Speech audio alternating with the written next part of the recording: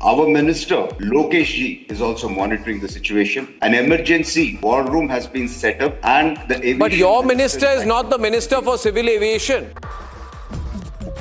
Nara Lokesh is not the Minister for Civil Aviation. In what capacity is he monitoring the situation?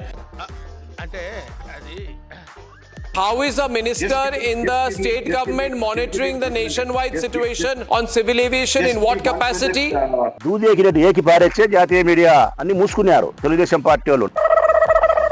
నేల మీద ఉండే సమస్యలు పరిష్కరించలే లోకేష్ బాబు.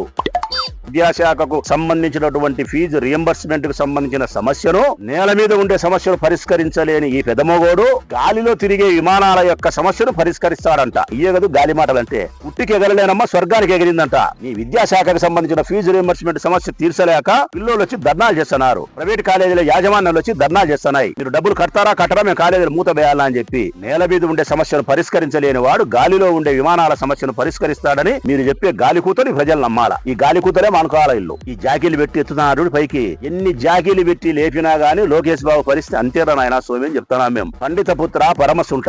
ఇంకా లోకేష్ విషయంలో ఇంతే. మీరు జాకీలు పెట్టు, ఎన్నెన్న పెట్టు, ఏమన్నా పెట్టు, మనవాడు ఆడికే.